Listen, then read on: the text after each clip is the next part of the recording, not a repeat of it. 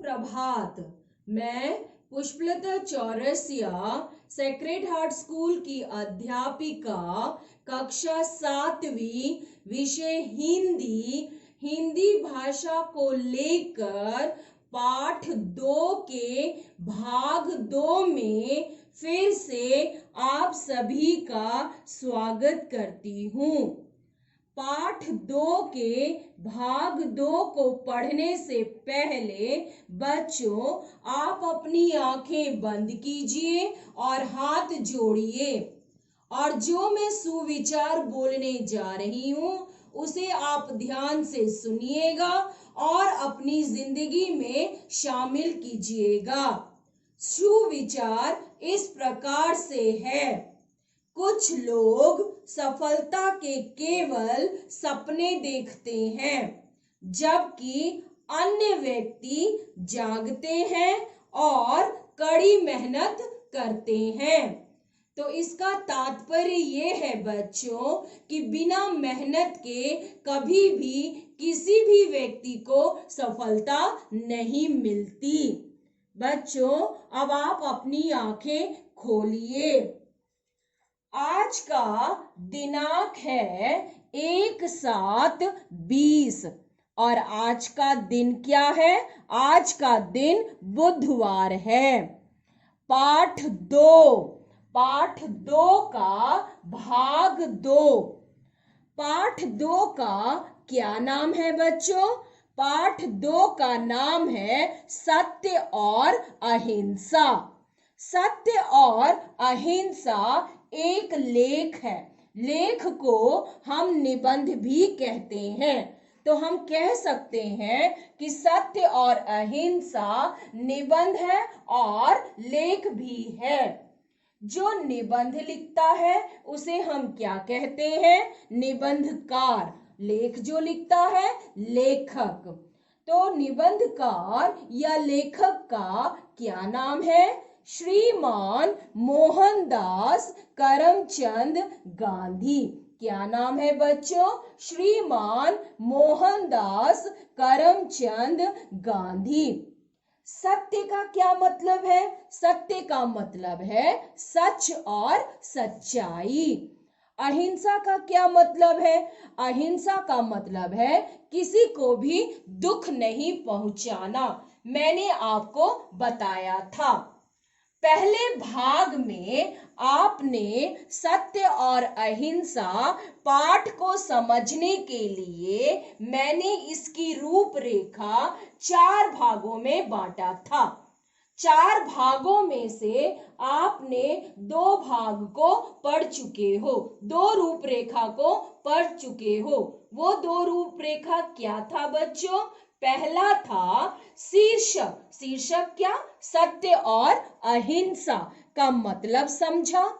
दूसरा, सत्य और अहिंसा लिखने वाले निबंधकार श्रीमान मोहनदास करमचंद गांधी जी के परिचय से अवगत हुए थे।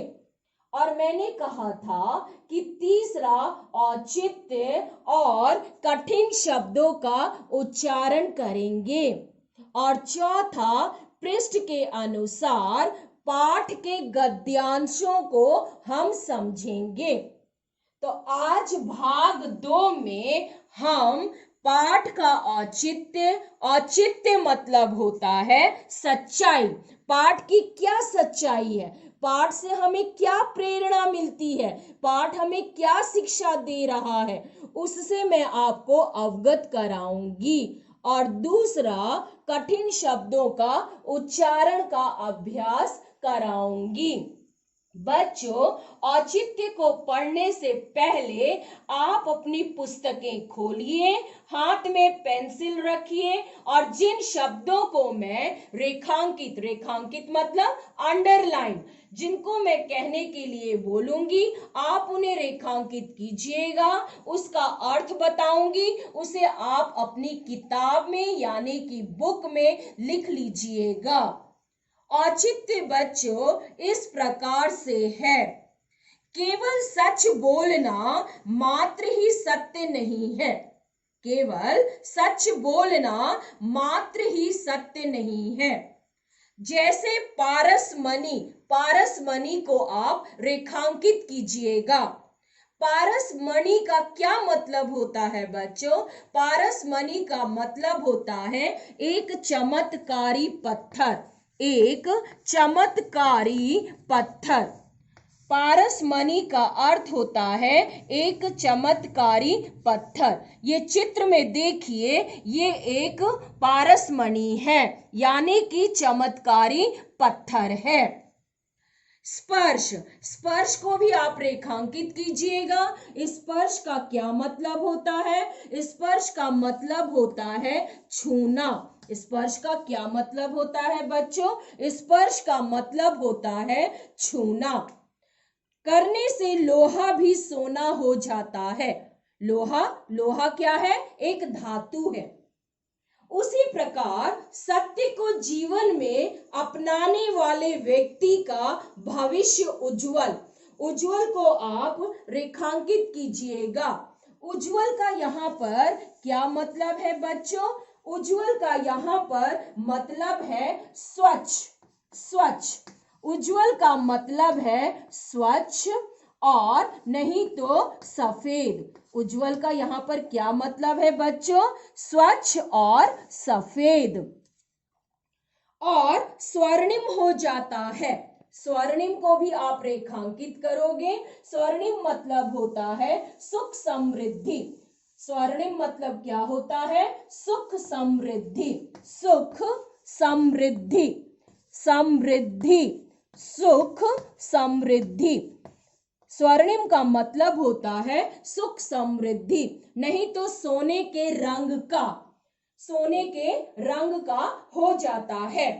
सत्य की तरह अहिंसा का भी व्यापक अर्थ है। व्यापक को भी आप रेखांकित कीजिएगा। व्यापक का मतलब होता है चारों तरफ फैला हुआ। व्यापक का क्या मतलब होता है बच्चों? व्यापक का मतलब होता है चारों तरफ फैला हुआ, चारों तरफ फैला हुआ। क्या मतलब हुआ? चारों तरफ फैला हुआ, व्यापक का मतलब होता है। अहिंसा और सत्य एक सिक्के के दो पहलू ही हैं। अहिंसा और सत्य एक सिक्के के दो पहलू ही हैं। बच्चों, इस औचित्य या सच्चाई का क्या मतलब लेखक ने बताया है?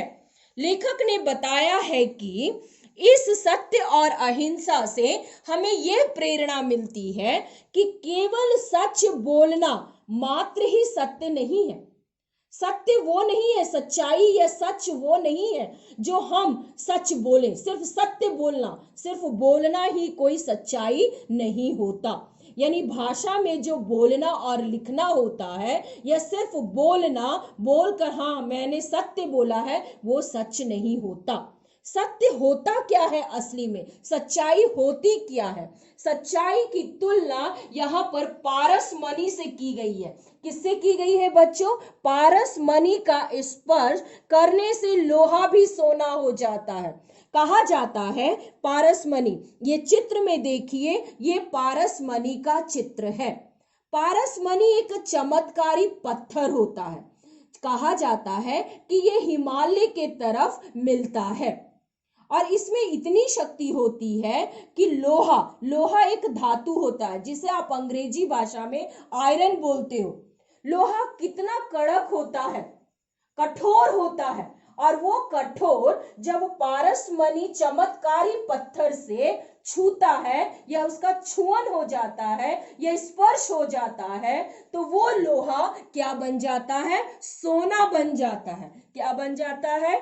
एक सोना बन जाता है। सोना भी एक धातु है जो पीले रंग में रंगा हुआ रहता है, पीले रंग का होता है। हर एक पीला रंग सोना नहीं होता बच्चों।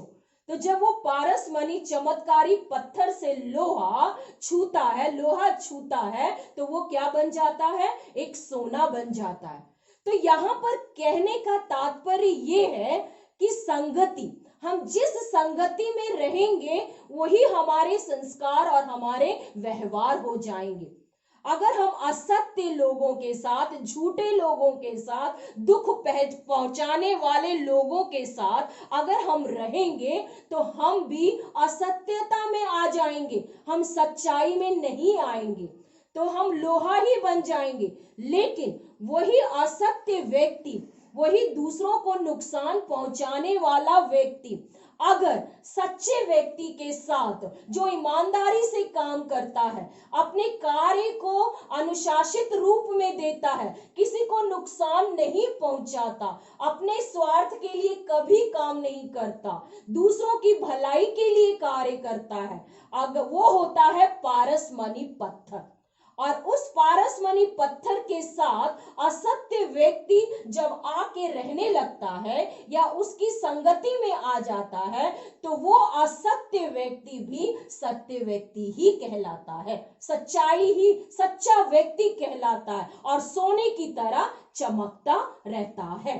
तो ये है कुसंगति का प्रभाव। इसमें बताया है लेखक ने कि आप जैसे लोगों के साथ रहोगे वैसे ही आपके विचार बनेंगे। आप गलत लोगों के साथ रहोगे, आपके विचार गलत ही होंगे, आपके विचार गलत ही होंगे, आप दूसरों को नुकसान ही पहुंचाओगे और आपका भविष्य उज्जवल नहीं होगा।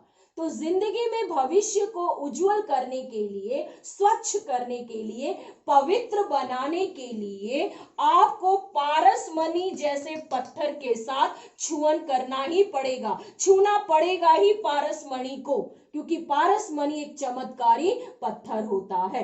जब आप उस पारसमणि पत्थर को छू लोगे तो आपकी जिंदगी भी सोने की तरह चमकने लगेगी, आपकी जिंदगी का भविष्य भी स्वर्णिम हो जाएगा, सोने की तरह रंग लाएगा और चारों तरफ सुख समृद्धि ही पहुंच जाएगी। क्योंकि हम जब किसी को नुकसान नहीं पहुंचाते, हम किसी के साथ हिंसा नहीं करते, अगर हम किसी के साथ हिंसा नहीं करते तो वो व्यक्ति भी हमारे साथ हिंसा नहीं करेगा और हम आगे की तरफ सुख समृद्धि की तरफ चारों तरफ फैल जाएंगे अपने व्यवहार के कारण, अपने निस्वार्थ के कारण, स्वार्थ के कारण नहीं, निस्वार्थ के कारण, और लोगों को बिना नुकसान पहुंचाए हुए महात्मा गांधी के रास्ते पर चलते हुए, सत्य और अहिंसा के रास्ते पर हमारा भविष्य, चाहे वो आज की युवा पीढ़ी हो या हम लोग हो, उनसे सीख लेनी चाहिए। किससे? मोहनदास करमचंद गांधी जी से। उन्होंने अपनी जिंदगी में कितनी भी कठिनाइयां आई, कितना भी मार्ग उनके लिए कठिनता हुई, जैसे ब्रिटिश साम्राज्य ने उनके सामने, उनके मार्ग के सामने कितनी कठिनाइयां डाली, लेकिन उन्हें कोई फर्क नहीं पड़ा, फिर भी उन्होंने सत्य और अहिंसा का मार्ग अपनाया और अपने भविष्य को उज्जवल बनाया।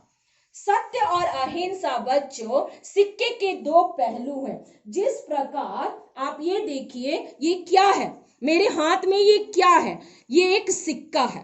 तो सत्य और अहिंसा सिक्के के दो पहलू हैं। मोहनदास करमचंद जी ने कहा है कि सत्य और अहिंसा सिक्के के दो पहलू हैं। तो ये सिक्का है, आपने अपने घरों में और बाजार में ये सिक्का देखा होगा, ये सिक्का आपने देखा होगा। सिक्के के दो पहलू होते हैं, एक आगे की तरफ और एक आप पीछे की तरफ, यानी आप जिसे कहते हो हेड एंड टेल। तो सिक्के के दो पहलू होते हैं। सिक्के के दो पहलू का क्या मतलब होता है? यहाँ पर सिक्के के दो पहलू का यहाँ पर मतलब है कि जुड़े हुए, एक दूसरे से जुड़े हुए, एक दूसरे से जुड़े हुए, एक दूसरे से ये जुड़े होते हैं, लेकिन एक दूसरे के विपरीत होते हैं। विपरीत मतलब क्या होता है बच्चों? उल्टा। विपरीत का मतलब यहाँ पर क्या हुआ? विपरीत का मतलब हुआ उल्टा, जिसे हम विलोम शब्द भी कहते हैं। ये सिक्के जो होते हैं एक दूसरे से जुड़े होते हैं लेकिन उल्टे होते हैं, विपरीत होते हैं। विपरीत होने के कारण भी एक दूसरे से क्या होते हैं? जुड़े हुए रहते हैं। एक दूसरे के बिना ये चल नहीं सकते, अगर हेड नहीं होगा तो टेल नहीं चल पाएगा। उसी प्रकार सत्य और अहिंसा सिक्के के दो पहलू हैं। सत्य के बिना अहिंसा नहीं चलेगा और अहिंसा के बिना सत्य नहीं चलेगा, क्योंकि अहिंसा का क्या मतलब होता है? अहिंसा का मतलब होता है किसी को भी दुखी नहीं करना, किसी को दुख नहीं पहुंचाना। तो जब हम दुख नहीं पहुंचाएंगे तो हम सत्य में आएंगे। हम किस में आ जाएंगे? हम सच्चाई में आ जाएंगे। किस में आ जाएंगे? हम सच्चाई में आ जाएंगे, सत्य में आ जाएंगे। इसीलिए सत्य और अहिंसा सिक्के के दो पहलू हैं। जिंदगी के सिक्के के दो पहलू हैं जो एक दूसरे के बिना नहीं चल सकता। और इसी मार्ग पर मोहनदास करमचंद जी गांधी पूरी जिंदगी बिता दिए। उसी प्रकार हमें भी अपनी जिंदगी को सत्य और अहिंसा के आधार पर बिताना चाहिए। तो ये था पाठ की सच्चाई, पाठ की प्रेरणा, संदेश और औचित्य। तो पाठ में आने वाले कठिन शब्दों का हम उच्चारण कर लेते हैं। बच्चों, अब हम इस पाठ में आने वाले कठिन शब्दों का उच्चारण कर लेते हैं, जैसा कि मैंने आपको रूपरेखा में बताया था। तो कठिन शब्द क्या क्या हैं? जैसे मैं बोल रही हूं आप वैसे ही बोलिएगा। अस्तित्व, अस्तित्व। तपश्चर्या, तपश्चर्या। साक्षात्कार, साक्षात्कार। प्रवृत्ति, प्रवृत्ति। अंत पर्यंत, अंत पर्यंत। जिज्ञासु, जिज्ञासु। निस्वार्थ, निस्वार्थ। पारसमणि, पारसमणि। वैराग्य, वैराग्य। शाश्वत, शाश्वत।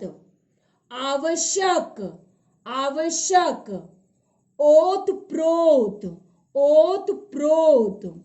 तो इस तरीके से बच्चों रूपरेखा के अनुसार यानी पाठ के ढांचे के अनुसार शीर्षक का मतलब, निबंधकार का परिचय, औचित्य यानी कि सच्चाई, प्रेरणा, संदेश और कठिन शब्दों का उच्चारण आपने भाग 2 में पढ़ा।